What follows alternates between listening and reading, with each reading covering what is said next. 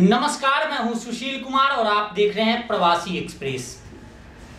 Cyber city Gurugram में नमाज का मामला हो या फिर अवैध मस्जिद का मामला हो या मितबंदी का मामला हो, ऐसी कुछ खबरें थी विगत 2-3 सालों में जो पूरे न केवल भारत लेवल पर बल्कि विश्व लेवल पर सुर्खियों में रही थी।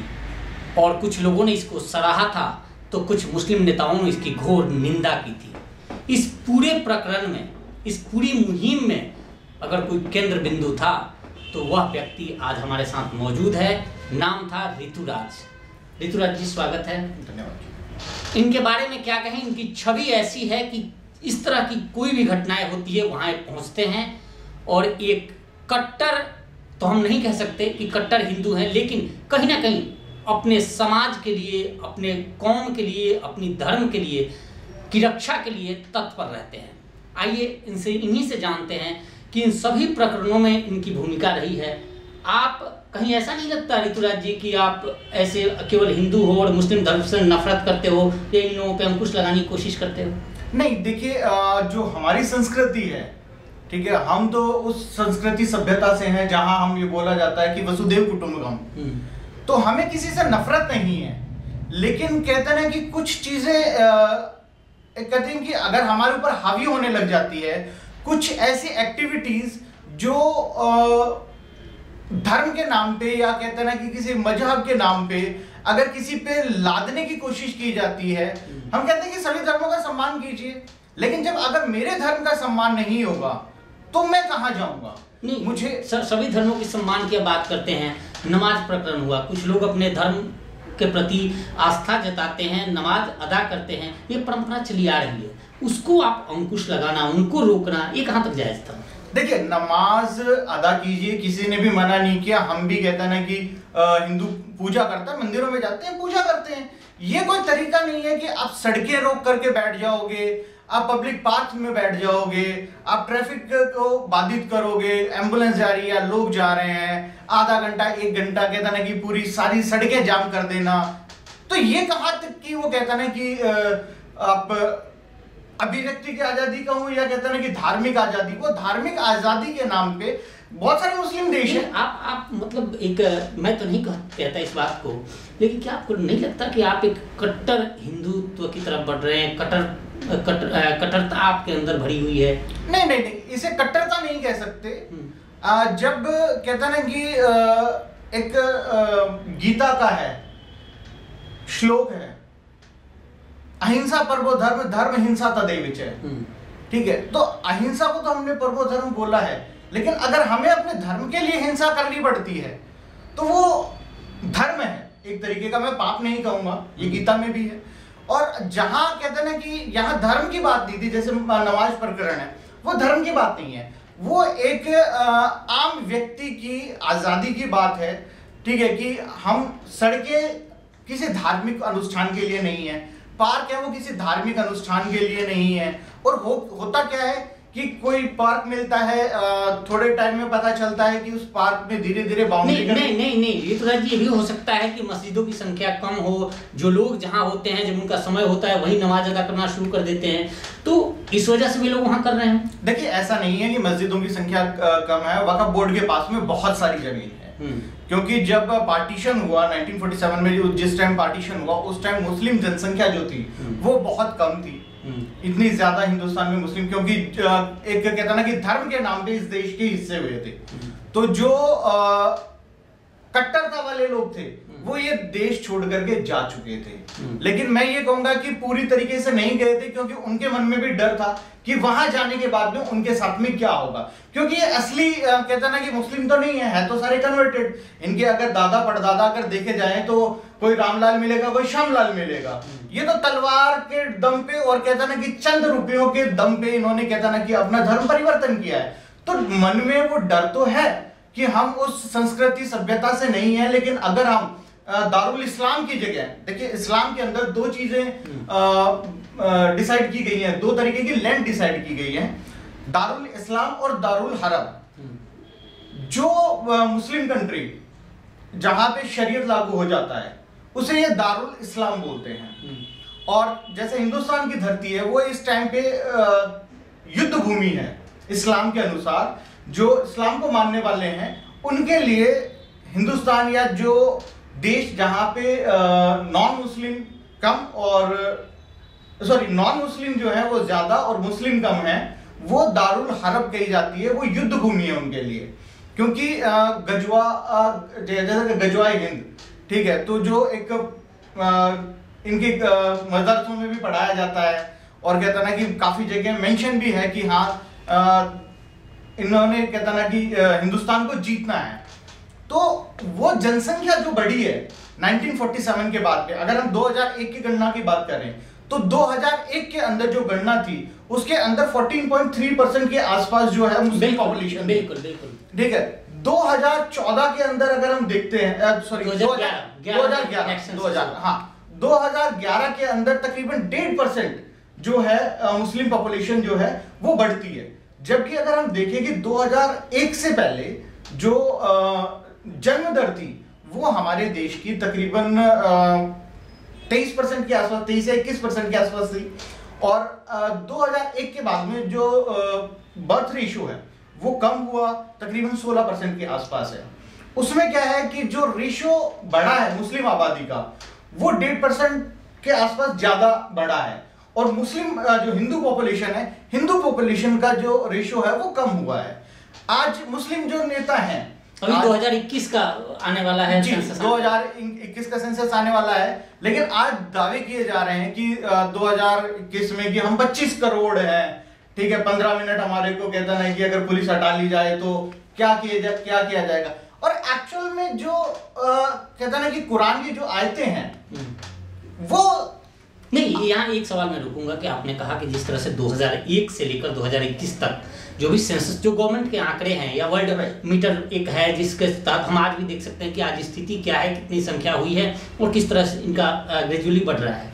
2001 के बाद यह तो निश्चित तौर पे कि जो भी सरकार ने कदमें उठाई, सरकारों ने जो भी सरकारें थी उन्होंने जो कुछ कदम उठाए जिसके तहत पॉपुलेशन जो बर्थ रेट था वो कुछ कम हुआ है, लेकिन वो केवल हिंदुओं में कम हुआ है, मुस्लिमों का तो इंक्रीज हुआ है। इसके पीछे क्या कारण मानते हैं? देखिए, कुरान और हदीसों के अकॉर्डिंग क्या है कि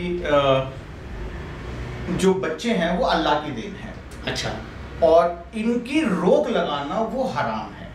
नसबंदी होगी या कहते हैं ऑपरेशन करवाना, ठीक है। और इनका ये कि जितनी ज्यादा हमारी संख्या होगी उतना ही कहता ना युद्ध के अंदर और कहता ना कि काफिर की हत्या, मतलब इनकी मानसिकता ये चीज पढ़ाई जाती है इन्हें कि मानसिकता को कैसे सेटअप करना है, हमें तो लड़ना ही है, हमें इस तरह की बातें होती हैं। बिल्कुल। देखिए, बहुत सारे गजवाए हिंद जो है वो बाकायदा मदरसों में पढ़ाया जाता है। आज जो कुरान और हदीसें जो मदरसों में पढ़ाई जाती हैं या कोई भी मुस्लिम परिवार है, कुरान और हदीस की शिक्षा वो अपने बच्चों को जरूर देते हैं। और अगर जब हम बात करें कि उस बुक की, ठीक है, तो वहां पे जाकर के कहता है ना कि बहुत सारे अभी हमारे ही देश के अंदर 29 आयतों को लेकर के पिटीशन दायर की गई है कि ये टेररिज्म को बढ़ावा देती हैं। अच्छा, वो क्या है उन आयतों में? देखिए, उन आयतों में मैं कुछ आपको बताता हूं। बिल्कुल बिल्कुल। देखिए, मेरे पास कुछ है। पहले तो इनका जो पहला कलमा है ला इलाहा इल्लल्लाह मुहम्मदुर रसूलुल्लाह, तो वो शुरुआत जिसकी है वो नहीं से है। ला का मतलब जो कुरान अरबी लैंग्वेज में ला का मतलब है नहीं है और दूसरा कोई नहीं है, उस एक माबूद और अल्लाह के अलावा। तो वहां अगर हम बात करते हैं कि हम भी एक में की बात करते हैं कि ठीक है ईश्वर एक है, लेकिन दूसरा कहते हैं कि दूसरा और कोई नहीं है, हम ये नहीं कहते कभी भी। ठीक है, यहां क्या है कि अगर हम कुरान की सूरा 3 की आयत संख्या 85 की अगर बात करें तो वो क्लियरली कहता है कि इस्लाम के अलावा और कोई जो धर्म है वो स्वीकार ही नहीं है। अगर हम जैसे ये सारा कुछ इसका मतलब पढ़ाया जाता है मदरसों में, कुरान में है, बाकायदा आयतें हैं, सूरा है उनकी, सूरा है उनकी, आयतें हैं, बाकायदा हर एक में मेंशन किया गया है कि आपका कहता है कि जैसे 3 की 118 है, उसमें केवल मुसलमानों को ये क्लियरली बोला गया है कि सिर्फ आप मुसलमानों को ही अपना दोस्त बनाओगे। काफिर जो है जैसे 9 की 28 है उसमें जैसा नॉर्मली कहता ना कि काफिर हम बोल देते हैं, तो इसका भी इंटरप्रिटेशन जो कहता ना कि जो ये झूठ बोलने वाले लोग हैं, एक्चुअली क्या है ना कि इस्लाम के जब तक कहता ना आपका दारुल हरम है तब तक ये ना आपको झूठ बोलेंगे इस्लाम के बारे में। बाकायदा काफिर की जो मतलब क्या है, तो हमारे को प्रिटेंड किया जाता है कि काफिर जी वो हो गया जो ऐसी चीजों पे। तो इसका मतलब तो ये है कि मस्जिदों में कुरान के नाम पर ऐसे जो मौलवी हैं वो बच्चों को बिल्कुल लड़ा के तैयार करते हैं, एक विद्वान नहीं तैयार करते। नहीं देखिए, कुरान और इस्लाम का अगर बेसिकली अगर देखा जाए तो साइंस से तो मतलब ही नहीं है। वो एक चीज थी कि पैगंबर मोहम्मद का बर्थ हुआ, 25-30 साल उन्होंने कुछ नहीं किया, उसके बाद भी कहता ना हदीसा से उन्होंने शादी करी, और उसके बाद में कहता ना कि धीरे धीरे कहता ना कि उनके वो इंटरप्रिटेशन कह सकते हैं या जो भी था, ठीक है, वो चीजें सामने आई और बोले कुरान, और एक कुरान उतरी और उन्होंने धर्म की। अब आप बात करें मक्का मदीना की, वहां जब इस्लाम से पहले बहुत सारी मूर्तियां थी, उन मूर्तियों को हटा करके वहां पे इस्लाम तामील किया गया। अलग अलग छोटे छोटे कबीले थे, वहां कहते हैं ना कि लूट खसोट की गई, डराया गया, ठीक है, डरा धमका करके उनको इस्लाम के अंदर लाया गया कि हाँ अगर तुम नहीं आओगे तो तुम्हें जजिया देना पड़ेगा, ठीक है, आप आ जाते हो तो आप जकात दोगे, ठीक है। तो ये सारी जो चीजें हैं वो शुरू से चलती आ रही हैं। अब बात करें कि ठीक है हम मैं तो क्लियरली कहता हूँ कि इन चीजों पे बात होनी चाहिए। किसी भी धर्म के अंदर या किसी भी मजहब के अंदर जो चीजें हैं वी शुड नो। अगर हम आज छोटी सी बात करते हैं, सरकार के एक छोटे से की काम सड़क भी बनाई है, तो we have the right to ask कि उसमें कितना खर्च हुआ। हम आरटीआई लगाते हैं, राइट टू इंफॉर्मेशन। तो आज मैं ये कहता हूं कि हमें धर्म पे बात करने का, उसकी इंफॉर्मेशन लेने का पूर्ण हक है। ऐसा कोई नहीं है कि मैं कुरान नहीं पढ़ सकता। आप जो कुछ आपने बताया कि जिस तरह से कि मदरसों में इस तरह की बातें हो रही हैं, ये चीज़ें सिखाया जा रहा है, जनसंख्या इस तरह से बेतहाशा बढ़ते जा रही हैं, प्लस कई एक फॉक्स एक अमेरिका का वेबसाइट है, 2020 में मुझे याद है कि एक घटना घटी थी। वहाँ के जो ऑफिशियल एक उसके एडिटर हैं, उन्होंने एक स्टोरी लिखी थी। उस स्टोरी में उन्होंने कहा था कि किस तरह से बंगाल में जो बांग्लादेश के नज़दीक जो लोग रहते हैं, उनके वो जो हिंदू हैं उनको किस तरह से मतलब पीड़ित किया जाता है, उनका उत्पीड़न किया जाता है, उनके साथ जानवरों जैसा सलूक किया जाता है। तो ये सारा कुछ हो रहा है, तो इससे निश्चित तो आखिर इस पर रोक क्यों नहीं लग रहा है और इसका समाधान क्या है या आखिर इसका सोल्यूशन क्या है? देखिए, समाधान जो है वो पॉपुलेशन कंट्रोल आज बहुत ज़्यादा ज़रूर है। पहली चीज़ मैं ये कहूँगा कि अल्पसंख्यक का जो दर्जा है जो मिला हुआ है, और हमारे जो कहते हैं कि कॉन्स्टिट्यूशन की बात कर रहे हैं, तो जो कहते हैं कि जो 1% है उन लोगों को ये राइट मिलना चाहिए। तो आज अगर ये 22% के आसपास पहुंच रहे हैं और फिर भी अगर हम कहें कि ये अल्पसंख्यक है, अल्पसंख्यक का बेनिफिट लेने की जो कोशिश की जाती है वो कंप्लीटली खत्म हो। दूसरी चीज पॉपुलेशन कंट्रोल। चाइना बर्बाद हुआ अगर देखी जाए तो कहते हैं कि पॉपुलेशन की वजह से बहुत सारी चीजें ऐसी हैं कि उन्हें करनी पड़ी। तो पॉपुलेशन कंट्रोल आज कहते हैं कि जनसंख्या नियंत्रण बिल हिंदुओं के लिए तो कर दिया गया कि हम दो हमारे दो, ठीक है। अब ये चीज धर्म देख करके ना की जाए, ये चीज सबके लिए की जाए। और अगर 2 से ज्यादा बच्चे पैदा करता है तो उसको एक स्टेट, एक कंट्री, उससे मिलने वाले सभी जो बेनिफिट है वो हटा दिए जाए। इलेक्शन के हों, वोटिंग राइट हो, राशन के हो, जनसंख्या पर कंट्रोल करने की कोशिश की जाए। और कॉमन सिविल कोड है, ठीक है। हमारे संविधान में भी लिखा है कि मैं भारतीय, हम सब एक हैं। जब हम सब एक हैं तो हमारे राइट्स भी एक होने चाहिए, हमारे लिए लॉ भी एक होना चाहिए।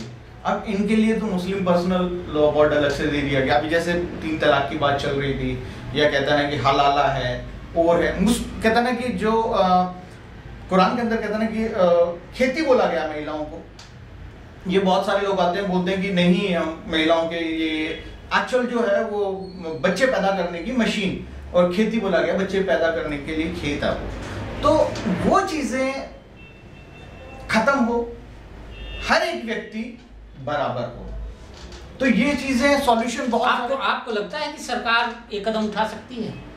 ये आज जो हालात हैं, आज तक तो नहीं, आजादी के बाद से आज तक कुछ हुआ नहीं था, अब लगता है कि ये कंट्रोल हो पाएगा? देखिए, उम्मीद है, और अगर सरकार करती है तो पूरा सपोर्ट है, और सरकार को करना चाहिए। जैसे हमारे को थोड़ा सा पता चला कि जैसे शायद इस चीज के बारे में एक पॉपुलेशन कंट्रोल बिल शिवसेना के एमपी थे अनिल देसाई, उन्होंने सदन में पेश भी किया था, निजी बिल था। अभी उसमें क्या डिस्कशन होना है, कब होना है, कैसा है। चलिए मान लेते हैं सरकार अगर ये पास नहीं करती, तो आप लोग, चूंकि आपकी जो छवि है वो राष्ट्रवादी की छवि है, और आप लोग क्या करने वाले? बहुत सारे ऐसे काम कर चुके हैं, आपके अंदर कुछ प्लानिंग है करने की? देखिए, ये ना बीमारी जो है, एक कहता ना कि ऑल ओवर द वर्ल्ड है, जो मानसिकता है ना लोगों की कट्टरता की, वो ऑल ओवर द वर्ल्ड है इस टाइम पे। ब्रिटेन लगा लीजिए आप, यूएस लगा लीजिए, जगह जगह कहता है ना कि अलग अलग इलाके बना लेते हैं, और वहां पे धीरे धीरे लिख दिया जाता है कि यहाँ पे नॉन मुस्लिम्स की एंट्री नहीं है, जैसे मक्का मदीना में है, क्यों नहीं जा सकता। तो धीरे धीरे कहता ना कि छोटे छोटे हिंदुस्तान में ना 500, 1000 ऐसे ना 5000 के आसपास पाकिस्तान बन चुके हैं। हम मेरा मानना यह है कि धर्म के नाम पे हम दो देश दे चुके हैं, और वो इस्लामिक कंट्री बने हैं। आज जो ये धरती है, वहां अगर रहना है तो भारतीय सभ्यता और संस्कृति के हिसाब से, उसे कॉन्स्टिट्यूशन के हिसाब से, अगर आप चाहें कि मैं कुरान के और कहते ना कि जो लॉ है, शरिया लॉ है, उसके अकॉर्डिंग मुझे जीना है, उसके अकॉर्डिंग मैं दूसरों को कन्वर्ट करने की या उनको उस पे ले जाने की कोशिश करूं, तो वो स्वीकार नहीं है। तो धीरे धीरे मेरा मानना यह है कि जिस हिसाब में आज हमारा देश आगे बढ़ रहा है, कहीं ना कहीं वो कॉन्फ्लिक्ट डेवलप होगा और देश गृह युद्ध की तरफ भी जा सकता है। कोई बड़ी बात नहीं। आप लोग तैयार हैं कि बिल्कुल ये चीज अगर सरकार नहीं लागू करती है तो आप अपने स्तर पर इसे रोकोगे या करोगे, चाहे वो जनसंख्या वृद्धि हो या इलीगल मस्जिद हो या इस तरह की गतिविधि हो? देखिए, जो चीजें इलीगल हैं उन पे हम ये है कि कानून के हिसाब से लड़ाई लड़ सकते हैं, लेकिन जैसे जनसंख्या वृद्धि है, उस पर हमारा कोई राइट नहीं बनता। कोई या तो स्टेट गवर्नमेंट एक्शन ले या सेंट्रल गवर्नमेंट एक्शन ले। इसके अलावा जैसे अल्पसंख्यक का दर्जा है, वो सरकार के हाथ में है। इसके अलावा बहुत सारी चीजें ऐसी हैं, जैसे मुस्लिम वक्फ बोर्ड है, और कहता ना कि जैसे अलग अलग ये मदरसे बने हुए हैं, उनमें क्या ट्रेनिंग दी जा रही है, कैसे नहीं। बहुत सारे IAS में यहाँ से भर्ती हो रहे हैं, और क्या टेररिज्म के नाम पे ना पूरी दुनिया के अंदर लहूलुहान किया जा रहा है। कहता ना कि मासूमों की हत्या की जा रही है, सिर्फ एक कहता ना कि मजहब के नाम पे। तो ये चीजें बंद करने के लिए सिर्फ इंडिया को ही नहीं, ऑल ओवर द वर्ल्ड, कहता ना कि जैसे यूएस के प्रधानमंत्री जब कहा था, डोनाल्ड ट्रंप ने जब उस टाइम पे कहा था, प्रेसिडेंट सॉरी, ठीक है, कि इस्लामिक आतंकवाद, तो वहां पूरे हॉल में खड़े होकर के तालियां बजाई थी। हमें ये आज लोगों को भी समझना होगा कि एक्चुअल जो टेररिज्म है वो इस्लामिक टेररिज्म है, और वो सिखाया जा रहा है। कहता ना कि कुरान हदीसों के अंदर जो आयतें हैं उसके द्वारा कहता ना कि भरा जा रहा है बच्चों के मन में। और कहता ना कि जब कहता ना कि जैसे 8 की 40 है, 39 है, ठीक है, और इसके अलावा 8 की 12 है। कुछ आयतें ऐसी हैं जिसमें आपको कहता ना कि गर्दन कलम करके उल्टी दिशा के अंदर आपके कहता ना कि हाथ आपको काटने हैं। इस तरीके के जब बच्चों के अंदर भरी जाती है तो वो कहीं ना कहीं किसी भी देश समाज के लिए ना बहुत घातक होगी। बिल्कुल आए थे ऋतुराज जो सब कुछ बता रहे थे, आपने जो कुछ सुना इन्होंने कहा, और इसके लिए इन्होंने बड़ी लंबी लड़ाई भी लड़ी है। फिलहाल इस पेशकश में इतना ही। देखते रहिए प्रवासी एक्सप्रेस। नमस्कार।